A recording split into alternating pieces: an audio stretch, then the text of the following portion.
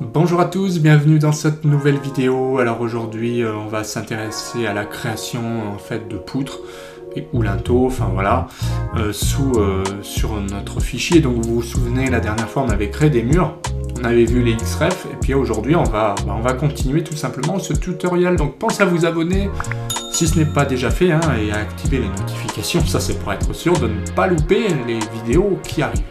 Alors tout de suite, voilà. Ce que je fais généralement, je revérifie rapidement mes murs. Voilà. Donc là, bon, j'ai pas tracé ici. Ce qu'on va faire, on va ignorer là volontairement. Ce qu'on va faire, on va cacher les XREF. Donc là, j'ai chargé, vous voyez, mes deux niveaux. Ce que je vais faire pour que ce soit moins, ça rame moins, je les décharge tout simplement. Pourquoi ? Parce que là, je vais faire des linteaux. Alors, je vais me mettre dans un calque, moi. Vous allez voir BE poutre, je double-clique dans mes calques, BE poutre, et puis je vais faire des rectangles, tout simplement. Donc moi le raccourci c'est RC, vous c'est certainement REC, bon peu importe, vous faites des rectangles ou des polylignes, c'est comme vous voulez.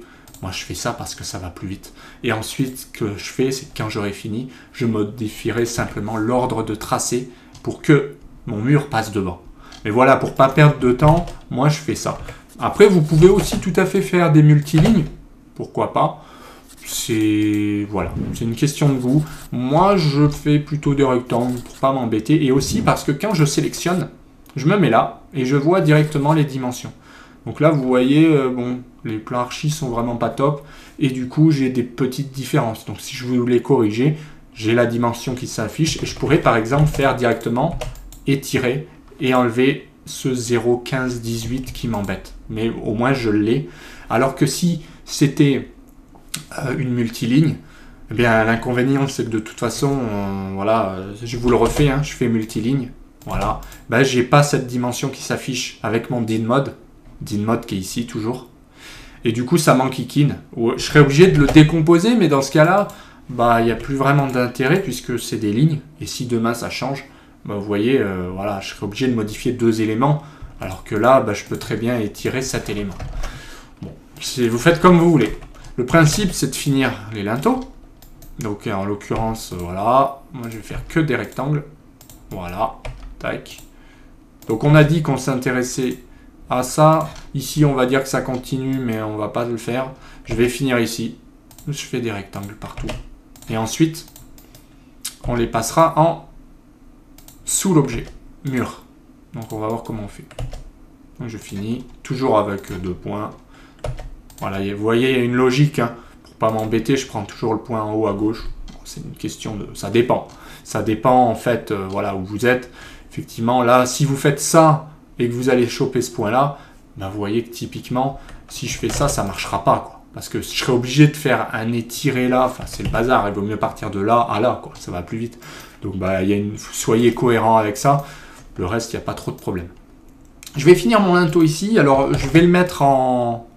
Ce que je fais, je vais faire un rectangle, alors je fais RC toujours. Je clique ici, vous voyez, là je clique ici, je ne vais pas aller m'amuser à cliquer là-bas puisque j'ai pas de point. Donc voilà, là je clique ici. Et ce que je vais faire cote, je vais taper C, je vais mettre 1 mètre, donc 100 par 20. Pourquoi je fais ça? Parce que au hasard, voilà. Je sais que je mets toujours 1 mètre, enfin, vous mettez ce que vous voulez, mais surtout, j'ai réglé mon deuxième paramètre, j'ai fait entrer, j'ai mis 20 cm. Pourquoi? Parce que mon linteau, je sais qu'il fait 20, voilà. Et puis, si je fais une cote ici, eh bien, alors mes cotes ne sont pas configurées, c'est pas grave, on les configurera ensemble, mais j'ai 190. Donc, en mettant 20, ça me va bien. Voilà. Après, on pourrait très bien vouloir une cage de 140 et puis déplacer ici de 10. C'est pas un problème. Mais là, on va rester sur une cage de, vous le voyez ici, de 160 par 190 dans l'autre sens. Donc ça va bien, c'est assez standard. Et c'est très bien. Alors maintenant, ce que je vais faire, je vais sélectionner tous mes objets ici. Ou alors, je peux faire isocalque. Je vais faire isocalque. Pourquoi je fais isocalque? Parce que tous ces calques, je vais les mettre derrière. Donc voilà. Ordre de tracé, vous pouvez taper directement, moi j'ai un raccourci, alors je sais pas, je vais faire ordre de tracé, arrière, et je fais associer calque. Pourquoi je fais associer calque? Pour rétablir tous les calques. Vous avez vu, ça c'est une petite astuce qui permet quoi? qui permet d'éviter de faire ça. Hein. Alors, il faut sélectionner. Imaginez, si j'ai 15 000 objets, ça va prendre beaucoup de temps. Si je fais ISO calque, je sélectionne mon calque, je le mets derrière et je fais associer calque, basta. Donc ça, c'est des choses qui vous feront gagner beaucoup de temps, donc pensez-y. Ne commencez pas à sélectionner des objets comme ça, c'est une perte de temps, quoi. Après, vous faites comme vous voulez. Voilà donc, là, on a fait des linteaux. Imaginons que là, on veuille une poutre, et bien, on peut très bien faire une poutre comme ça. Alors là, ce que je fais, je sélectionne ce point-là, on est d'accord. Là, mon accroche objet, je règle étirer, on va voir, et je me mets là, et je fais étirer, tout simplement. Donc, je me mets là, je fais étirer, tac. Et alors ça, je l'ai parce que mon accroche objet est ici. Je fais clic droit, je fais paramètres d'accrochage aux objets, et ce que j'ai fait, c'est extension, intersection, perpendiculaire. Donc ça, j'ai tout coché. Et puis là, je mets extension, c'est ce qu'on a vu, et perpendiculaire. Pourquoi je fais ça? Parce que du coup, à partir de n'importe quel point, je clique ici, je peux faire extension de là à là. Et perpendiculaire, intersection, bah là, ça me permet de faire une intersection. C'est juste pratique. Et vous voyez, là, j'ai fait 2 poutres très facilement. Là, j'en ai 2, je les sélectionne, je fais ordre de tracé et je les mets en arrière. Donc là, j'en ai 2, je les sélectionne. Je ne vais pas m'embêter, tout simplement. Mais si j'en avais 10, bah, vous aurez compris. Hein. En fait, ma philosophie, c'est, puisqu'on est dans le cours, c'est plus de 3 objets, même plus de 2 en fait, et ben on utilise une commande, quoi. On va pas s'embêter. S'il y en a 1, 2, je les prends. S'il y en a là plus de 3, non, je fais ISO calque, par exemple. Ou alors je vais faire même mieux. Je clique, je fais sélectionner similaire, clic droit, sélectionner similaire, bah voilà. Il m'a reconnu les calques, il m'a reconnu les couleurs, bah voilà. Tout simplement, je peux changer le calque et je peux faire ordre de tracé en arrière. Voilà, tout simplement. Donc il y a beaucoup de moyens.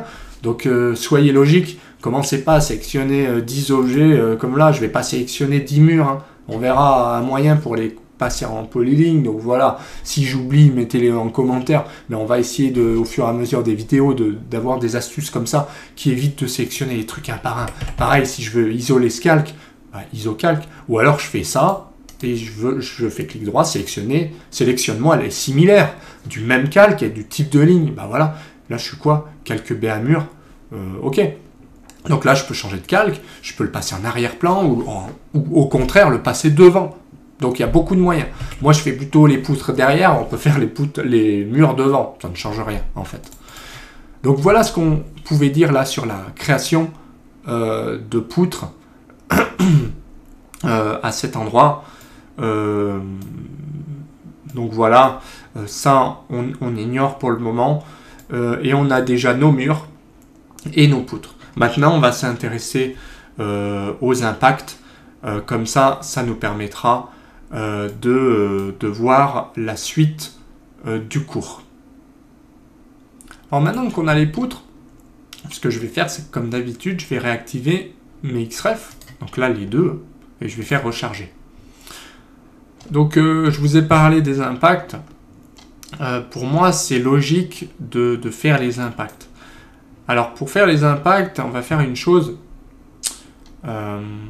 C'est que avant de les faire, comme les étages courants en général, on va retrouver les mêmes choses qu'en bas, hein, on est d'accord.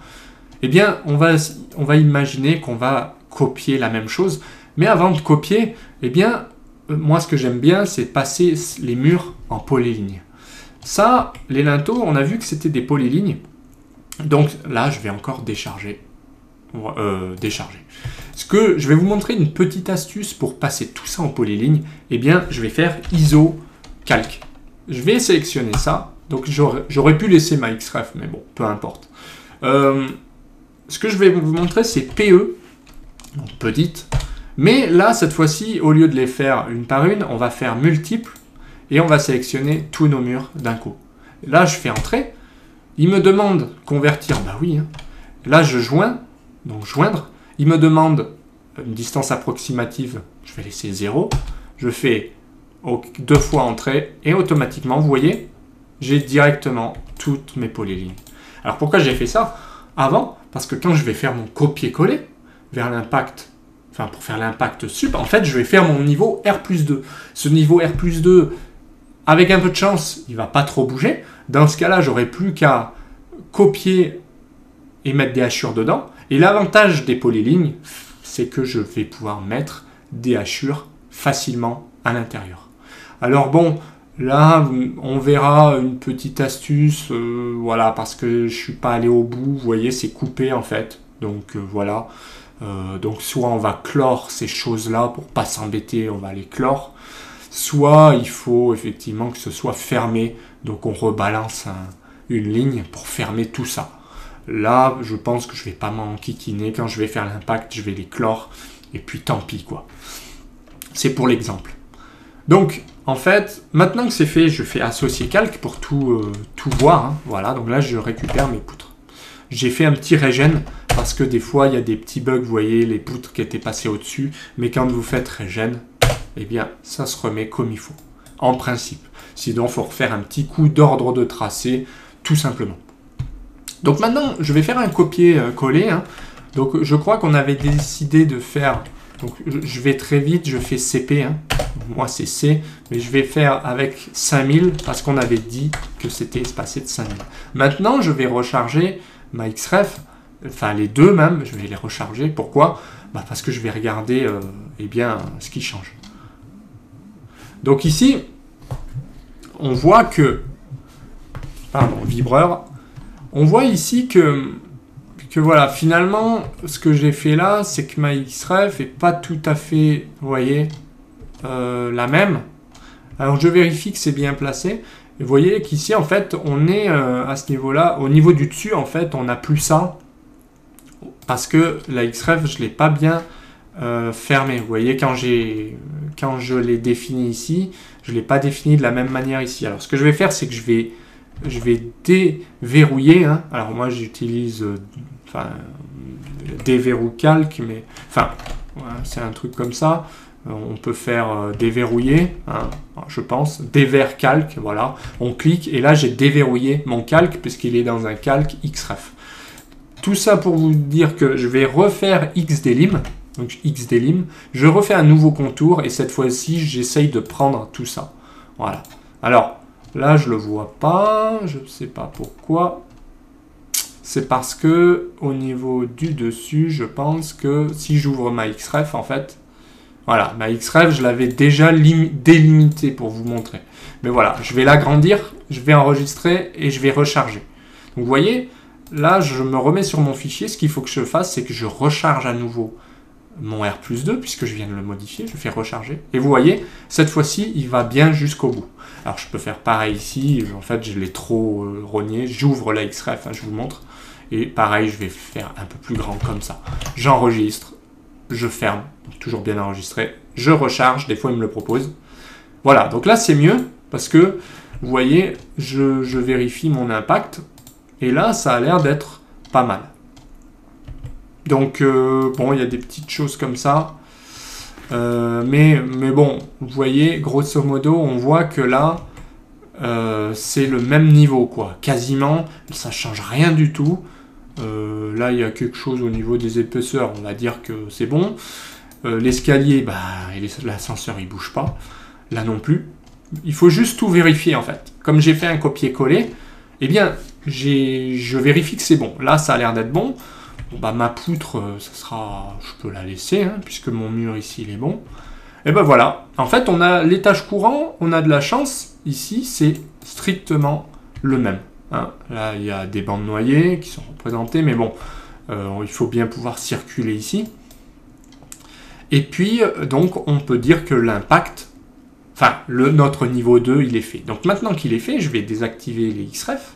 Donc, je vais décharger les deux, hein, en faisant... Je clique une première, je fais Shift et je clique l'autre, et je fais clic droit, décharger. Comme ça, je vais pouvoir régler donc mon R+1, R+2, et je vais pouvoir faire ce qu'on appelle l'impact du niveau 2, donc que je vais pouvoir placer sur mon niveau 1, puisque c'est un plan de coffrage. Donc je copie n'importe où ici. Donc je vais mettre pareil, ce que je vais faire, je vais mettre 2000 pour savoir de combien je l'ai déplacé. Là, je vais mettre 5000. Et puis, je vais laisser R+2, R+1, et là, celui-là, je vais créer un calque, en fait, impact. Donc ce calque, ici, je vais faire nouveau, je vais l'appeler BE impact, je vais faire un impact, je sais pas, par exemple bleu, comme ça, je vais le mettre en pointillé, voilà, donc je vais charger un nouveau type de ligne. Ce type de ligne, on peut prendre par exemple caché comme ça, et je vais sélectionner ça. OK. Donc là, vous voyez, je fais mon impact. Alors, qu'est-ce que je vais faire? J'ai pas besoin de ça, j'ai pas besoin de ça, j'ai pas besoin des portes. Pourquoi? Parce qu'en fait, eh bien, ce que je vais garder, moi, c'est plutôt les murs ou ce qu'on appelle les ouvertures avec allège, puisque les allèges devront être représentés comme étant eh bien, des allèges avec une hachure, pourquoi pas différente de l'hachure des poutres voilà, qui tombent sur le niveau sup. Donc généralement, moi ce que je fais, là je ne vais pas m'embêter, je vous ai dit que pour le coup on va clore, donc je vais double-cliquer et je vais faire C pour clore. Pourquoi je fais ça? Pour pas m'embêter. Là, pareil, parce que c'est mieux de faire des hachures avec des points fermés. Donc là, pareil, je fais clore, je double-clique ici, je fais clore, en 2 fois espace et c'est fini. Tout ça pour vous montrer que là, j'ai mon impact et j'ai plus qu'à balancer des hachures dedans. Donc je vais faire des hachures, je vais sélectionner avec sélection, je vais prendre tout ça, je vais aussi prendre ça, ça, ça. Alors pareil, hein, je pourrais l'isoler ce calque, hein, c'est pas un problème. Donc ouais, là, vous voyez, je vous ai montré une technique qui est bon, parce que j'ai pas grand chose, mais sinon j'aurais fait isocalque avant de lancer la commande hachure en fait. Mais voilà, bon, là il n'y en a pas trop, je vais faire entrée, et là je peux me mettre dans le calque en fait impact, et je peux régler ma hachure en, par exemple, je sais pas moi, ouais, on peut laisser comme ça. Ou on peut mettre sand, un truc comme ça, peu importe. Donc vous mettez bien ce que vous voulez. Là, je vais la mettre un peu plus épaisse, enfin en 5, ou voilà.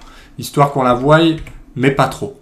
Donc maintenant, ce qu'il faut, c'est que j'isole aussi le calque mur, parce que là, je ne vais pas m'amuser à vous montrer une bêtise. J'ai isolé, je fais ça, et celui-là, je le passe pareil en impact.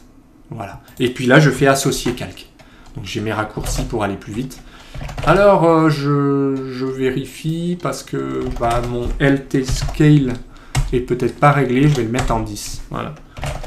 C'est quoi LT Scale? Ça change l'échelle du type de ligne. Donc, je vais mettre plutôt 50 pour 50e régène. Voilà. Donc, vous voyez, là, j'ai réglé mon LT Scale. Mais bon, il y a plusieurs manières de parvenir à ça. Et puis, si j'avais par exemple des allèges, je pourrais faire des allèges. On va supposer par exemple que ça, ce sont des fenêtres. Ça, ce sont plutôt des portes-fenêtres, je les enlève. Ça, c'est une fenêtre. Et ça, ce sont des fenêtres. Alors, je fais, comme d'habitude, isocalque.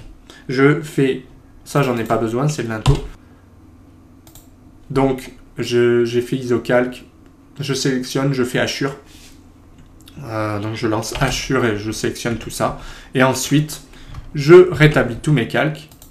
Et ce que je vais faire, je vais hériter les propriétés de ma hachure directement. Je vais faire correct propre, je fais faire ça et j'hérite ici. Ça, c'est un petit moyen pour aller très vite et récupérer à la fois des calques et des styles d'objets. Donc là, ce que je vais faire, comme c'est une allège, je vais la mettre plus grosse, la hachure. Voilà, une petite différence pour montrer que là, c'est un mur et que là, il y a un impact secondaire, type allège. Donc, on peut faire ça ou mettre la même hachure. Moi, je préfère dissocier les deux. Et ensuite, pareil, je peux faire isocalque et venir dire que ça, c'est de l'impact. Voilà. Je le mets en impact, je fais associer calque. Et vous voyez, j'ai mon impact. J'ai enlevé tout ce que j'avais, tout ce qui me servait à rien. J'ai mes murs, j'ai mes allèges. Et maintenant, qu'est-ce qu'il reste à faire? Eh bien, le mettre en superposition. Donc, je le déplace de 2000, puisque j'avais réglé 2000 exprès. Je l'ai déplacé de 5000 et je redescends de 2000. Donc, vous voyez, des petits moyens pour aller vite. Alors, qu'est-ce qu'il reste à faire? Passer en dessous. Alors, soit je passe les murs dessus, soit je sélectionne isocalque. Je sélectionne mon impact. Je fais ordre de tracé, avec mes raccourcis. Je fais arrière. Je fais associer calque. Voilà, tout simplement. Et qu'est-ce qui se passe? eh bien on voit que mes hachures là sont derrière, enfin mes traits sont derrière, mes hachures je les vois bien, mais ça ne vient pas polluer non plus le plan. On ne voit pas des pointillés par-dessus les murs. Voilà, donc là c'est propre. C'est un plan qui est très propre. Qu'est-ce qu'on voit? Eh bien, on voit un mur, on voit un impact. Alors là ça plombe, on voit que ça plombe. Ok? Donc ça c'est très bien. On peut venir changer le calque impact pour mieux voir ici. Je vais le passer en, pour que vous voyez bien, je vais le passer en jaune. Tac, donc là ça va flasher un peu. Voilà, juste pour vérifier que effectivement, eh bien là les impacts on les voit bien. Si je fais isocalque, ben, je vérifie. Voilà, là ça pète bien aux yeux, mais c'est volontaire et ça permet de bien se vérifier. Donc je associe calque. Donc vous avez vu ici, j'ai une fenêtre à ce niveau-là, et au-dessus je vois que j'ai une fenêtre. Parce que ici, j'ai une porte, mais au-dessus, j'ai pas de hachure, donc ça veut dire que c'est vide. Donc j'ai rien qui vient taper s'empiler dessus en fait. Donc voilà ce qu'on pouvait dire dans cette vidéo. Donc là on a vu beaucoup de choses déjà. On a vu les poutres et les impacts. C'est un gros morceau puisque finalement là on peut dire qu'on a notre R+2. Donc bah, si on voulait le finir, il faudrait faire le R+3 ou la toiture et le mettre en impact en fait, tout simplement. Donc là on va rester maintenant sur notre R+1 qui est complet. Bon, bah plus ou moins puisqu'on s'est arrêté, hein. Mais voilà, on va dire qu'il est complet puisqu'on a l'impact. On a placé des poutres ici. Voilà. Et donc, on va pouvoir maintenant s'intéresser à tout ce qui est annotation, coupe par la suite. Voilà, bah écoutez, moi j'espère que la vidéo vous a plu. Si c'est le cas, pensez à mettre un petit pouce bleu, pensez à vous abonner, c'est important pour ne rien louper. Et puis, bah, pensez à participer toujours en commentaire si j'ai été trop vite ou si vous pensez que j'ai oublié quelque chose sur les impacts, les poutres et les murs, pourquoi pas. Et puis moi, je vous dis à bientôt pour la prochaine vidéo.